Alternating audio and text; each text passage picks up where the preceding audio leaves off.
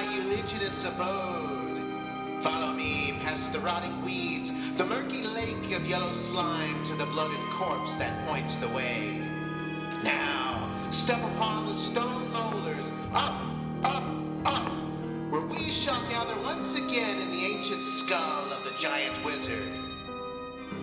Tonight, we venture to the tomb as H.P. Lovecraft creeps our flesh with his nauseating narrative. In the vault.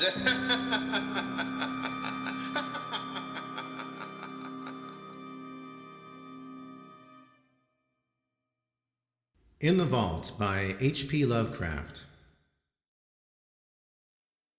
There is nothing more absurd, as I view it, than that conventional association of the homely and the wholesome which seems to pervade the psychology of the multitude. Mention a bucolic Yankee setting, a bungling and thick-fibered village undertaker, and a careless mishap in a tomb, and no average reader can be brought to expect more than a hearty, albeit grotesque, phase of comedy. God knows, though, that the prosy tale which George Birch's death permits me to tell has in it aspects beside which some of our darkest tragedies are light. Birch acquired a limitation and changed his business in 1881, yet never discussed the case when he could avoid it. Neither did his old physician, Dr. Davis, who died years ago. It was generally stated that the affliction and shock were results of an unlucky slip, whereby Birch had locked himself for 9 hours in the receiving tomb of Peck Valley Cemetery, escaping only by crude and disastrous mechanical means. But while this much was undoubtedly true, there were other and blacker things which the man used to whisper to me in his drunken delirium toward the last. He confided in me because I was his doctor, and because he probably felt the need of confiding in someone else after Davis died. He was a bachelor, wholly without relatives. Birch, before 1881, had been the village undertaker of Peck Valley, and was a very calloused and primitive specimen, even as such specimens go. The practices I heard attributed to him would be unbelievable today, at least in a city, and even Peck Valley would have shuddered a bit, had it known the easy ethics of its mortuary artist in such matters as the ownership of costly laying out apparel, invisible beneath the casket's lid, and the degrees of dignity to be maintained in posing and adapting the unseen members of lifeless tenants to containers not always calculated with sublimest accuracy. Most distinctly, Birch was lax, insensitive, and professionally undesirable. Yet I still think he was not an evil man. He was merely crass of fiber and function, thoughtless, careless, and liquorish, as his easily avoidable accident proves, and without that modicum of imagination which holds the average citizen within certain lengths fixed by taste. Just where to begin Birch's story I can hardly decide, since I am no practiced teller of tales. I suppose one should start in the cold December of 1880, when the ground froze and the cemetery delvers found they could dig no more graves till spring. Fortunately, the village was small and the death rate low, so that it was possible to give all of Birch's inanimate charges a temporary haven in the single antiquated receiving tomb. The undertaker grew doubly lethargic in the bitter weather and seemed to outdo even himself in carelessness. Never did he knock together flimsier and ungainlier caskets, nor disregard more flagrantly the needs of the rusty lock on the tomb door, which he slammed open and shut with such nonchalant abandon. At last the spring thaw came, and the graves were laboriously prepared for the 9 silent harvests of the grim reaper, which waited in the tomb. Birch, though dreading the bother of removal and interment, began his task of transference one disagreeable April morning, but ceased before noon because of a heavy rain that seemed to irritate his horse, after having laid but one body to its permanent rest. That was Darius Peck, the nonagerian whose grave was not far from the tomb. Birch decided that he would begin the next day with little old Matthew Fenner, whose grave was also nearby, but actually postponed the matter for 3 days, not getting to work until Good Friday the 15th. Being without superstition, he did not heed the day at all. though ever afterward he refused to do anything of importance on that fateful 6th day of the week. Certainly the events of that evening greatly changed George Birch. On the afternoon of Friday, April 15th then, Birch set out for the tomb with horse and wagon to transfer the body of Matthew Fenner. That he was not perfectly sober he subsequently admitted, though he had not then taken to the wholesale drinking by which he later tried to forget certain things. He was just dizzy and careless enough to annoy his sensitive horse, which, as he drew it viciously up at the tomb, neighed and pawed and tossed its head, much as on that former occasion when the rain had seemingly vexed it. The day was clear, but a high wind had sprung up, and Birch was glad to get to shelter as he unlocked the iron door and entered the side hill vault. Another might not have relished the damp, odorous chamber with the 8 carelessly placed coffins, but Birch in those days was insensitive and was concerned only in getting the right coffin for the right grave. He had not forgotten the criticism aroused when Hannah Bixby's relatives, wishing to transport her body to the cemetery in the city whither they had moved, found the casket of Judge Capwell beneath her headstone. The light was dim, but Birch's sight was good, and he did not get Asaph Sawyer's coffin by mistake, although it was very similar. He had indeed made that coffin for Matthew Fenner, but had cast it aside at last as too awkward and flimsy, in a fit of curious sentimentality aroused by recalling how kindly and generous the little old man had been to him during his bankruptcy 5 years before. He gave old Matt the very best his skill could produce, but was thrifty enough to save the rejected specimen and to use it when Asaph Sawyer died of a malignant fever. Sawyer was not a lovable man, and many stories were told of his almost inhuman vindictiveness and tenacious memory for wrongs real or fancied. To him, Birch had felt no compunction in assigning the carelessly made coffin, which he now pushed out of the way in his quest for the Fenner casket. It was just as he had recognized old Matt's coffin that the door slammed to in the wind, leaving him in a dusk even deeper than before. The narrow transom admitted only the feeblest rays, and the overhead ventilation funnel virtually none at all, so that he was reduced to a profane fumbling as he made his halting way among the long boxes toward the latch. In this funereal twilight he rattled the rusty handles, pushed at the iron panels, and wondered why the massive portal had grown so suddenly recalcitrant. In this twilight, too, he began to realize the truth, and to shout loudly as if his horse outside could do more than neigh an unsympathetic reply. For the long-neglected latch was obviously broken, leaving the careless undertaker trapped in the vault, a victim of his own oversight. The thing must have happened at about 3:30 in the afternoon. Birch, being by temperament phlegmatic and practical, did not shout long, but proceeded to grope about for some tools which he recalled seeing in a corner of the tomb. It is doubtful whether he was touched at all by the horror and exquisite weirdness of his position, but the bald fact of his imprisonment, so far from the daily paths of men, was enough to exasperate him thoroughly. His day's work was sadly interrupted, and unless chance presently brought some rambler hither, he might have to remain all night, or longer. The pile of tools soon reached and a hammer and chisel selected, Birch returned over the coffins to the door. The air had begun to be exceedingly unwholesome, but to this detail he paid no attention as he toiled, half by feeling at the heavy and corroded metal of the latch. He would have given much for a lantern or a bit of candle, but lacking these, bungled semi-sightlessly as best he might. When he perceived that the latch was hopelessly unyielding, at least to such meager tools and under such tenebrous conditions as these, Birch glanced about for other possible points of escape. The vault had been dug from a side hill, so that the narrow ventilation funnel in the top ran through several feet of earth, making this direction utterly useless to consider. Over the door, however, the high slit-like transom in the brick facade gave promise of possible enlargement to a diligent worker. Hence upon this his eyes long rested as he racked his brains for means to reach it. There was nothing like a ladder in the tomb, and the coffin niches on the sides and rear, which Birch seldom took the trouble to use, afforded no ascent to the space above the door.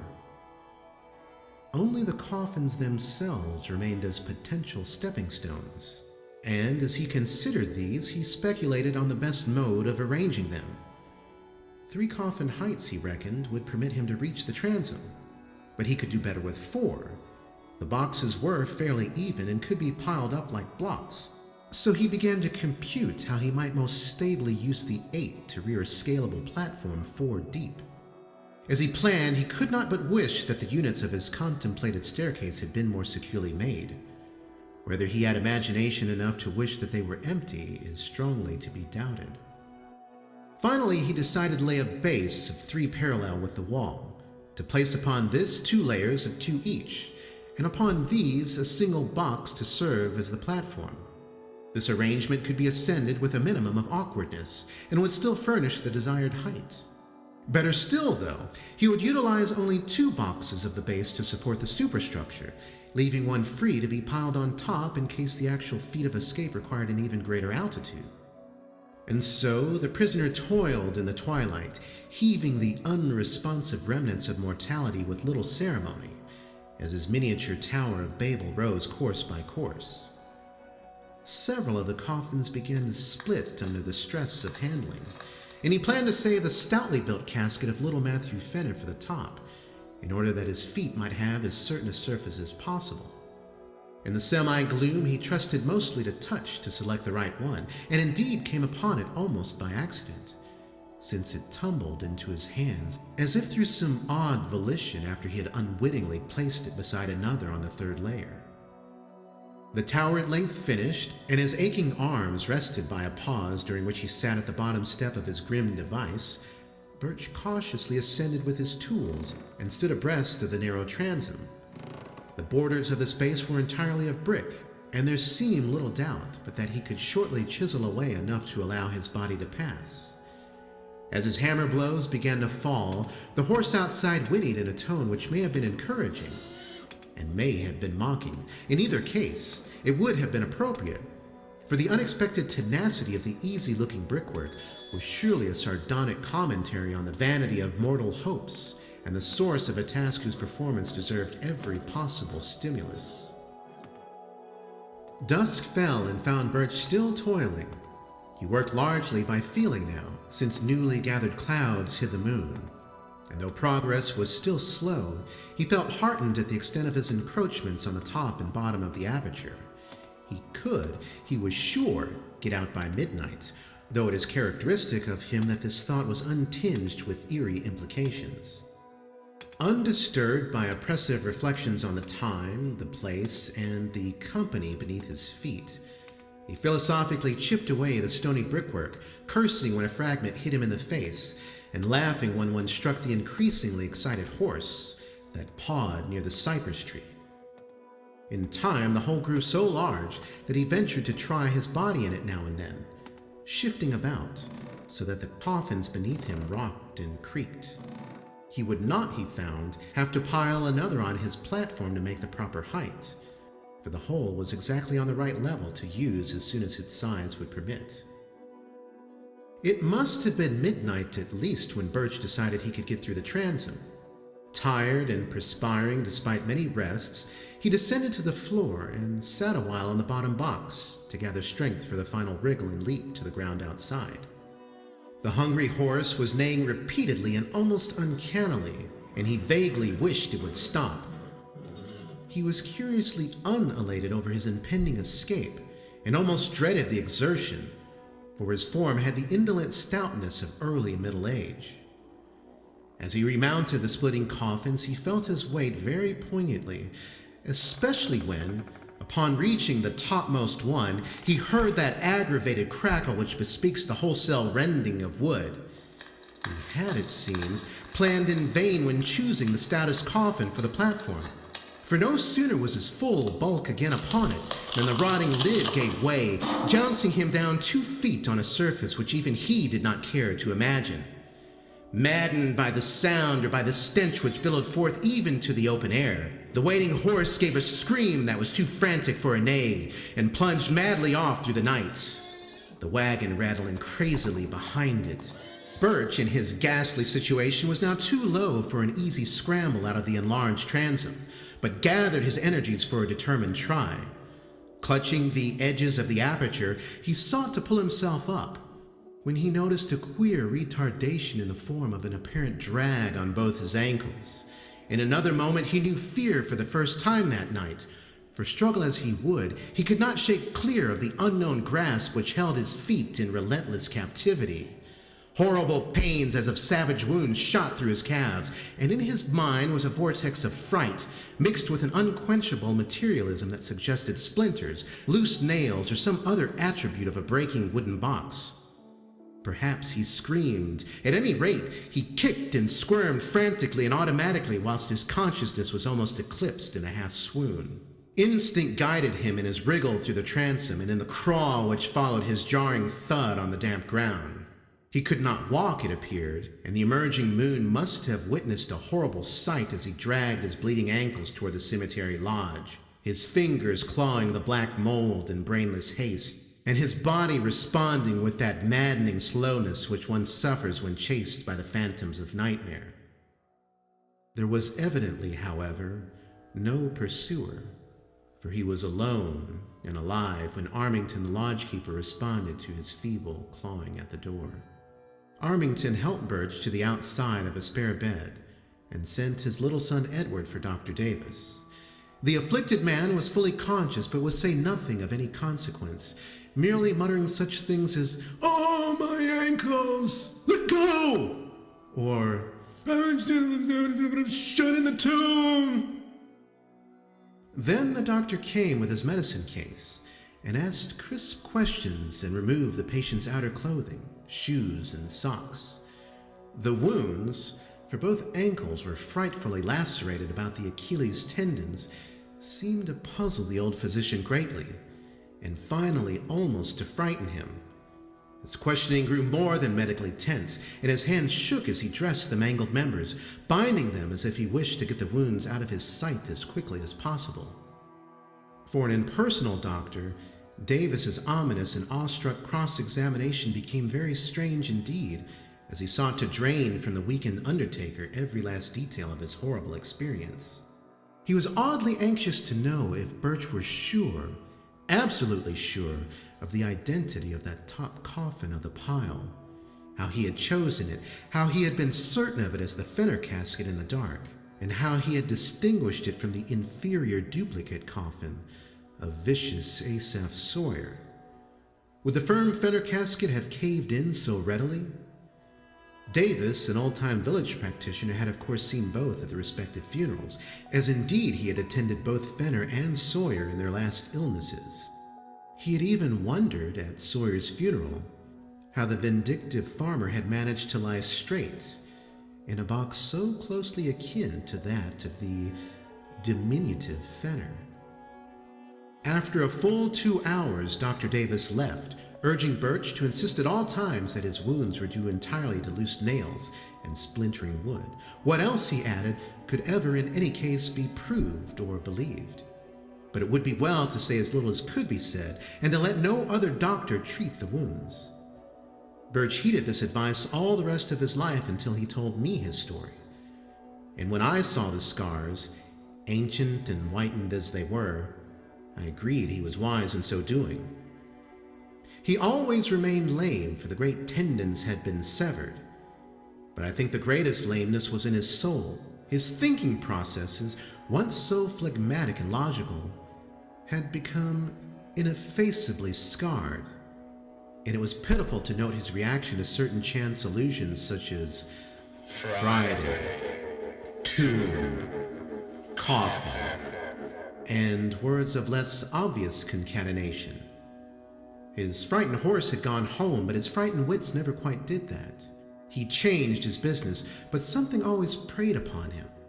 It may have been just fear, and it may have been fear mixed with a queer belated sort of remorse for bygone crudities. His drinking, of course, only aggravated what he sought to alleviate. When Dr. Davis left Birch that night, he had taken a lantern and gone to the old receiving tomb. The moon was shining on the scattered brick fragments and marred facade, and the latch of the great door yielded readily to a touch from the outside. Steeled by old ordeals in dissecting rooms, the doctor entered and looked about, stifling the nausea of mind and body that everything in sight and smell induced. He cried aloud once, and a little later gave a gasp that was more terrible than a cry. Then he fled back to the lodge and broke all the rules of his calling by rousing and shaking his patient, and hurling at him a succession of shuddering whispers that seared into the bewildered ears like the hissing of vitriol. It was Asaph's coffin, Birch, just as I thought. I knew his teeth, with the front ones missing on the upper jaw. Never, for God's sake, show those wounds. The body was pretty badly gone, but if I ever saw vindictiveness on any face, or former face, you knew what he was for revenge, how he ruined old Raymond 30 years after their boundary suit, and how he stepped on the puppy that snapped at him a year ago last August. He was the devil incarnate, Birch, and I believe his eye for an eye fury could beat time and death. God, his rage. I'd hate to have it aimed at me. Why'd you do it, Birch? He was a scoundrel, and I don't blame you for giving him a cast-aside coffin. But you always did go too damn far. Well enough to skimp on the thing in some way, but you knew what a little man old Fenner was. I'll never get the picture out of my mind as long as I live. You kicked hard, for Asaph's coffin was on the floor. His head was broken in, and everything was tumbled about. I've seen sights before, but there was one thing too much here. An eye for an eye. Great heavens, Birch, but you got what you deserved. The skull turned my stomach, but the other was worse. Those ankles cut neatly off to fit Matt Fenner's cast-aside coffin.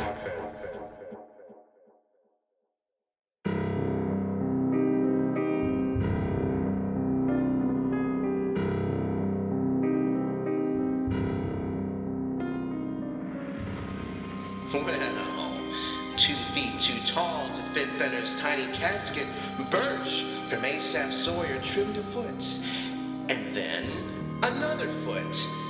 But Sawyer's foot-for-foot vengeance left Birch with a pair of very cold feet.